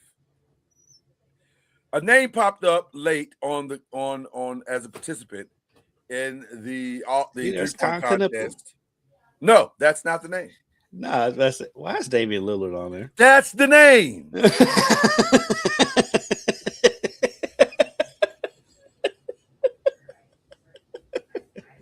I did not know that until I just saw that graphic. So let me tell you what my mama used to tell me. I'd say, Mama, I'm sick. I can't go to church. She'd say, okay, you don't have to go to church today. But that also means you can't go nowhere else. Fam, you can't play the games in your own building, but you're going to play in the 3-point contest? That's crazy. That's crazy. There's got to be a rule that you have to play. If there's a rule that you have to play so many games to be all NBA, it has to be rules that you have to play to be in the All-Star weekend. Adam Silver's wild, bro. Like, I like him, but that's wild. That's wild. Man, they played a quarter. They played a minute of a quarter, a second of a quarter of any game this NBA season. He hasn't even warmed up, I don't think. But he's ready to be in a 3-point on an ACL recovery. I mean, he's just running from rack to rack, so I'm sure it's fine, but still, that's wild work, bro. That's wild. That's wild. I just don't like it because he hasn't played. He hadn't played. If he had the injury played, part of it, I'm just like, it's not that hard. It's not. If he plays tonight, then okay, I'm stalling him out. But he ain't playing. He ain't playing. Okay, I just want to get out my chest. Sneaky. This dunk contest could be interesting. Because any son of Jason Richardson probably is a halfway decent dunker. He got his daddy's genes. I would think he's going to be halfway decent. Look at these names. I mean, I don't love the Jackson Hayes thing. I haven't seen anything that makes me think he's going to be a great dunker in this game. You see that dunk in game he had against the Bulls? The one he almost got hung on? Yeah, I saw it. It's in game on a fast break. He pulled it off. I ain't mad at him. But also, he got hops for his man. His size. He's not going to win because he's too tall. He's not going to win. But I keep hearing Carter Bryant is a man child, and he can get up. So I'm interested. I'm just tired. Every time I doubt the dunking contest, it seems like it is not halfway. But I'm just tired of not having names in it. But the biggest thing that nobody's talking about the All-Star game is the fact that it's not going to be on TNT for the first time in forever. Well, they talked about it plenty last year. Well, I'm saying nobody's talking about it this year, and I'm saying, will it be as good? First of all, can people even be able to find it because it's going to be on Peacock? It's going to be on NBC. You think they'll do a dual broadcast? Not yes. With the Winter Olympics. Yeah, they will. They can't have. The Winter Olympics are over by the time the All-Star game starts. The games, the games themselves. I guess technically that's true. All right. They're not. NBA is not going to put their All-Star game on NBA just on NBC and it just be on Peacock. I would think not. I would think not. But Peacock do weird stuff, bro. Like NBC be doing weird stuff sometimes. Like they be putting. Like Notre Dame plays exclusively on Peacock. You never see them on TV. You like they play games on regular NBC too. Not a lot though. Well, I don't know. You're an NBC affiliate, so maybe I know. That's why I'm like, why are you arguing with me? Yeah, I was thinking about that. I was just thinking about that. Maybe you know a little bit more than I know about that particular situation. But yeah, they put a lot of Big Ten games on Peacock. Okay, all right. They put a lot of Big Ten games. They put good Big Ten games on Peacock, which is weird. That's what I'm saying. They do weird stuff all the time. But that's the Big Ten. That's more the Big Ten than people. Big Ten does weird stuff like that. Big Ten puts like their good women's game on their Big Ten Plus app that you have to pay for. I'm like, that is true because USC and UCLA all last year was on Peacock. Not one of them games was on TV, which is crazy. Yeah, I think the Big Ten does weird stuff. You have the biggest name in college women's basketball playing on Peacock. That's crazy work. Two of the biggest names. Okay. That's it for the All-Star weekend. I'm curious to know with all due respect to those guys, I just can't imagine. It's the least excited I've been for All-Star weekend, though. Yeah, I can imagine. I do not like this format. I'm fine with. I'm still fine with the All-Star Saturday night. I'm still fine with that. But Sunday, I'm just like, yeah, it is what it is. All right, let's quickly get to the rest of the stuff. Your Super Bowl. What'd you think? The game. I thought it was fine. I kept hearing you in my head when it was such a defensive game, because I know you always say you like defense. Like good defensive game. It was a good game. And I did too. I was like telling people, it was like, they feel really boring. Like I was like, but they were hitting though. It'd be different if it was just a defensive game where the offenses were just running straight up the middle and getting stopped and all that stuff. No, they were hitting out there. Both teams. Both teams were playing great defense in that game. So my official score prediction was 30-13. So you can imagine how crazy I thought that was when I looked up and saw 29-13 was the final score. Like, wow. I actually had forgotten. Chad had to remind me. He was like, "Yo, bro, your score was 29. Your official score was 30-13." Like, it surprised me how many people were picking the Patriots to win that game. I'm like, what? Those are people who hadn't seen hadn't seen those guys play. No, but they were analysts. There were some of a lot of NFL analysts were like, I was like, dude, what do you? I granted. That don't mean the game. Play. That don't mean they really saw the Seahawks play. If you really saw them play, there's no way you could have picked the Patriots. There's no way. We said on this show that the Super Bowl was the Rams Seahawks game. Yeah. And whoever won that Broncos Patriots game was going to lose to the Rams and the Seahawks. Rams and the Seahawks are the best two teams, and if the 49ers were healthy, they were the top three teams. Well, let me say it differently. Maybe you didn't see the Patriots play. That's your problem. Because if you saw the Patriots play all season, you would have known Drake May was not prepared for this moment. No, I disagree with that, because he was second in the MVP voting. So it's just, if you didn't see him play. Listen to me. Go ahead. If you saw them play, you thought so because they played. I see what you're saying. There's a reason why he was second in the MVP voting. So I can see that if you saw the Patriots and didn't see the Seahawks and you thought the Patriots don't have a chance to win, I can get it. But if you watched both teams, well, no way in the world New England was going to win that game. I had seen every Patriots game and I'd seen every Seahawks game, and I realized this is not going to be close. No. This is not going to be close at all. It's not at all. Yeah. And God bless him, and he had a great season, but Drake May was overrated. 100%. The Patriots played the worst schedule in the league last year. Will they get back? Will they get back? No. Ever. I'm not saying ever. I'm just saying not next season. I mean, they won't get back next season. NFL is kooky. I mean, you can't say ever with anybody. Yeah. Except for the Jets. Will the Seahawks get back? I don't know, because like a healthy 49ers team, their division is ridiculous. Yeah. And so I don't know. And then like the NFC is like seriously surpassed the AFC right now. It feels that way. It feels like the NFC is about to get like really crazy. Yeah, because it feels like it. So because I mean the whole NFC West is crazy. Yeah. And then the Bears are coming. I don't know what. Yeah, I don't know what the Falcons are. I don't know what the Falcons are doing. Everybody says the Bears are coming. Well, nobody knows what the Falcons are doing. The Falcons are the Clippers of football.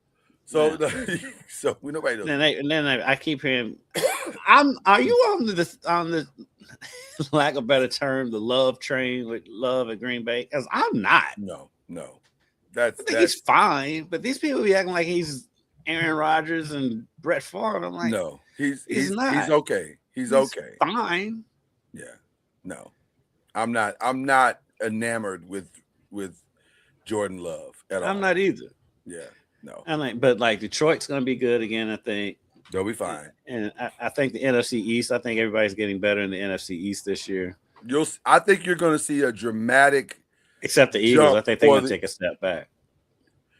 Well, but they'll still be competitive. They'll still be competitive. That defense is that defense. And now they'll be on the field too much this time because they're going to lose A.J. Brown. I do not think A.J. Brown. There's no way he comes back. How? How do you bring that back? You're going to do that? You're going to run that back? No. But by the way, don't be surprised if A.J. ends up in the division.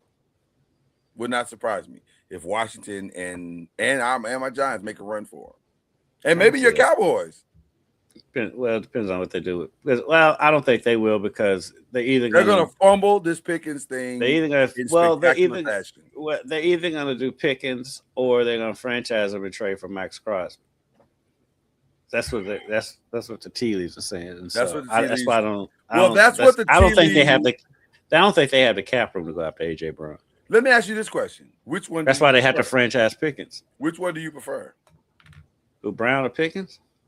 Or Co- Brown and no, Cosby? Yeah, Crosby or Pickens. That's a tough one. I think Because if you can Crosby get- and Quentin Williams is not a bad tandem. that's what I'm thinking. Because like my thing is, if you can get you're not going to get another George Pickens, but if you can get something to at least take the pressure off CD, then go ahead and get Crosby. I was gonna say you can always get another George Pickens. You just need. There's a lot of young talent in the receiver position coming. And out you can there. draft. And you can draft. Yeah, draft and save the money. Save the money. Let that dude walk. Go get Crosby. You got these for number ones that you got from the Packers. Go get Crosby. That makes the most But the sense. thing is, the hang up is Crosby because Dallas had a deal for him last year. They gave him they were going to give the Raiders a substantial package last year, and Crosby didn't want to go. So Well, he wants to go now. He wants to go now. He already announced that he's leaving. yeah, we'll So see. we'll see. It'll be interesting to see. What about halftime show? Loved it. Listen, That was awesome. didn't understand a word that man said. I but it was a understood good when he time. said "God bless America." He said some English. Yeah, but it And was a the good time. people talking about it, there was no English in it. There's no white people in it. I'm like, Lady Gaga literally is white and Yeah, sang in she's English about as white as it comes. and sung in English. Also, But yeah, I don't you care. didn't like it. I don't care. Listen, let me be clear. They look, man. They don't care either. Right. You know what? Thank you for saying that because I'm so sick of fake outrage. Yes. And that's what this is. This is fake outrage. Come on now. Yeah. They don't All right. care. Let's move on. The commercials. Yeah. Of course, all of us old heads love the Duncan one. Yeah, But- that was unique. That was probably the most unique one. To be Now able to you put all can't those call it people- unique now because everybody's doing the AI thing, but it was fun to see Whitley and Urkel and Carlton and all in the same room. Yeah. and Seinfeld, and Yeah. it was cool. I liked fine. it. That was your favorite, Um, the Duncan? Really, that's the only one. I mean, the Jurassic Park one was kind of weird. It was very weird. The Budweiser one was predictable. Coinbase wasted $8 million. Yeah. They could have just donated that to charity. The A karaoke? That's crazy. whatchamacallit, Ben Stiller one was pretty funny. I like the Danny McBride Yeah, Uh, those are funny. Field. That was funny. I like that one. I really like that one. Other than that, it was very anticlimactic. Those commercials weren't the greatest. Keegan Michael Key. That's what it was. Yes, Ian Michael Key. Yeah. What else we got? That's it as relates as far as the game is concerned, I guess. I still it cracked me up those days. Like, well, we can't give the whole defense the MVP. Why not? Why not? We have to, who says it has to be one person? There should be no rule that first of all, it's the defense and it's not close. The only other person that should have gotten the MVP was the kicker. This is the first time I can say the kicker was robbed. Low key, the punter. The punter was fired too. Three punts inside the 5. The punter was fired too. He did his job. His Yes. job. So yeah, I would have been mad at giving it to the punter either. That no disrespect to Ken Walker. He had a great game. Honestly, I would have given it to him over the kicker. I mean, Yeah. the kicker Well, made they did. he got him there. It It wasn't like he was making like 55 and 60-yard bombs. He was making like normal field goals that every field goal kicker can make. Right. Just real quick before we leave the NFL, did you hear the comments of Joey Porter, like basically going off on James Harrison and Ben Roethlisberger? No. First of all, we got to get microphones away from people because this is I'm becoming so a tired. problem. Right. Yeah. Becoming Everybody's got problematic. beef. Yeah. And And, it's all of attention things. although I think Joyce is legit this time. He Well, said that James Harrison and Big Ben broke the brotherhood. what they do? Well, talking about Mike Tomlin is not a Hall of Fame coach. Like, They said that? yes, Joey said, first of all, James, how you gonna say Mike, the guy that got you to 3 or 4 all pro NFL first teams, the guy that got you defensive player of the year, the guy that got you to 2 Super Bowls, how is he not the guy that got you paid by $50 million? How is he not a Hall of Fame coach? And he didn't even have Chelsea Clinton. He didn't even have Chelsea Clinton.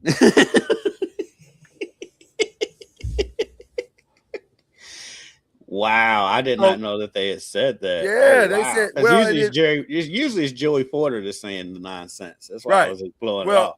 Well, the other thing he said, and James Harrison usually doesn't even talk. Right, it's crazy to hear him say that. But then the other thing that Big Ben being an idiot doesn't surprise me. No, but Joey responding surprised me. Joey said, if we were to tell the truth about Big Ben, he was an awful teammate. That doesn't surprise me. He said he was an awful teammate. He's one of the worst teammates he's ever had. And he said, hey, man, we protected you, fam. And the fact that you coming out on Mike Tomlin is crazy. You're a terrible teammate. Big Ben has not responded yet.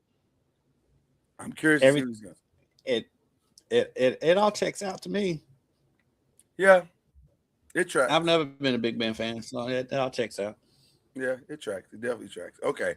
As we do the shout outs, I want to give a melancholy rest in peace, to borrow from, pardon the interruption, melancholy rest in peace to James Vanderbeek, who passed yesterday.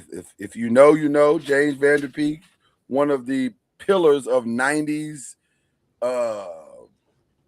television with Dawson's Creek, coming of age shows. Dawson's Creek and Varsity Blues. Varsity Blues to me is top 5 football movie of all time. Yeah, so and not 5. Not 5. Wow, he leaves behind, I want to say, like 5 kids. Because I didn't even know he was sick. Yeah, he'd been battling cancer for a minute. Yeah, he'd been battling cancer for a minute, so I knew he'd been sick. But I didn't know. Always seemed like a good dude. So seemed like a good dude. Crazy, like 3. Was it 3 of the players from the main characters from Varsity Blues have passed? Yeah, that's wild. So rest in peace to the great James Vanderbeek. Have you been keeping up with this Savannah Guthrie thing? That's wild. That's crazy. Yeah, I don't know. I mean, I don't know details, but I know it just doesn't seem to be getting any better every day. Although they do have a person of interest now, I heard. Yeah. I do feel like I feel like she's still alive. Well, I pray she's still alive. That's crazy. To kidnap an old lady, that's crazy. Like, I feel like it's somebody that knows him. It has to be, right? Doesn't it have to be? Like, why would you do this? Yeah. I don't know. The world is weird right now. The world is very weird. Okay. Who we shouting out, my brother? I'll send a shout out to Michael, mainly because I shot that game. 45. Crazy. And I also want to give a shout out to Ryan Conwell, because he had 31 points too. He's on his heels. He was on his heels. Yeah, and so the two of them, they're good kids. It was fun to see them have a great game like that, and it was subtle, but really for both of them. I mean, it got loud for Michael in the second half, but like no one really realized that Ryan had 31 points until you looked up. It was like, oh, all right. He's had a good day. So shout out to them. Shout out to Michael Brown Sr., who I talked to after the end of the game. Super nice brother, good dude. I mean, that's amazing. And also shout out to Lamar Wilkerson for Indiana, because that same night he dropped 41 against Oregon. And so he's right. He was right behind him. Yeah, it's his second 40-point game of the season. So shout out to those 3 brothers. All right. I don't know. I really don't have any significant shout outs this time. Oh, and shout out to the Quad God. In the Quad God? Yes, the quad god. Who is the quad god? He's an American figure skater. I can't never say his name. That's why but his nickname is the quad god. Okay. Ilya Malinin. Oh yeah. I know what you're talking about. I didn't know he was the quad god. That's Yeah, crazy. his nickname is the quad god because he does the 4 spins or whatever. Got you. I'm not a figure skater aficionado. I tried to watch curling. I can't do curling. I can a little bit do figure skating because there is some athleticism involved, but I can't do the curling. Curling just seems like cheating. Like you get to mess with the thing. You don't get to touch it, but you can make a path for it all the way to the. That seems crazy. It seems like why are we? I mean, it's a skill. It's a skill, but it's not. It's not athleticism. I mean, it doesn't feel like the quad guy did a backflip on the ice skates. Wow, that's a skill. And low key, some of the music selections for quad guy, look them up. Okay, I want to see that. I want to see. He definitely likes his hip hop. I'm here for it. Which I've never understood why they don't use that in music routines for both them, and you see it more in gymnastics now. But I'm like, when you want something upbeat, they do it in American competition. They don't necessarily do it in I can understand. That's what I mean, but not as much. Yeah. I'm trying to see if they have his last one on here. Because I know I heard some Kendrick back there the other day. Yeah. So speaking of Kendrick, shout out. I will give a shout out. Shout out to Cat Williams, who showed Kendrick Lamar like all kinds of love in his latest stands up. He started with Kendrick Lamar. I haven't seen it yet. Yeah, he started with Kendrick Lamar and ended with Kendrick Lamar and played Kendrick Lamar through the show. I was like, man, you and Kendrick are having a love fest right now. or are you also drawing your line in the sand as to who you support in this particular? At this point, I mean, does it really need to? He doesn't need to. Kendrick is done. That battle's over and done. Yeah, somebody needs to inform their team that it's over. Somebody needs to inform all these other people who keep trying to jump in it, like the game, that Kendrick's ain't got time for y'all. He did his deal and he's done.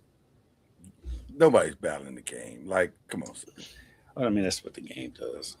Well, listen, I understand why the game would want to battle. And you know what annoys me about the game? He is a fantastic rapper, fantastic lyricist. He cannot make a song without name dropping. And that's why you can't beat Kendrick.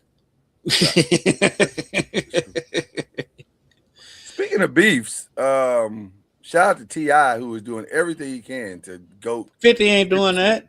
He's not doing that. 50 ain't been on the mic since that that video you sent me. Since Jadakiss bodied him, he ain't. 50 he's not. 50 knows, and he shouldn't do that. By the way, 50 annoys me, but he's a smart businessman. Well, listen, there's nothing for 50 to gain in a versus. No, nothing. There's only things to lose. Right. And so, if I was 50, there's no amount of money that you could get me to do. I mean, look at Dipset. Yeah, it is completely crippled their. Outside of Cameron, because he has the podcast. Right. Well, but the rap thing is over. Like, it destroyed. Cameron can still come back. And do what? Well, part of it, if we being honest, Cameron was the only one in Dipset who could really rap anyway. Cameron's got lyrics. Cameron can come back out, but that Jules and who's the other clown running around out there that's trying to call out Nas? I'm like, dude, shut up. Ballin', what's his name? One hit wonder, yeah. Jim Jones. Jones, go on somewhere. Still dressing like you 25. Yeah, I hope. Let's put T.I. with somebody else. I don't like verses when it's. By the way, we had a verses. Did you see that? No. It was two producers. Mike Will made it, and Hit Boy, is his name Hit Boy? Hit Boy, oh yeah, it's Nas's guy. Yeah, Hit Boy. Yeah, it was awful. Hit Boy did not understand what he was supposed to do at all. Well, if you're a producer, you're not a performer. So yeah, I get that. But also he didn't understand how to put his songs in order. And so Mike Will was playing that's the all other of his part best ones. It's that's the key. Other part. That's the other part. Because even if you have a lower, if your songs don't hit like this, if you perform them, I mean, that was part of well, the Locks was just better than Dipset anyway, but it was also a performance thing. Mike Will played all the songs that were bangers, and he played them in the right places to the point where the crowd was singing with him. Hit Boy was like, "This is one of my favorite songs. We don't care about your favorite song.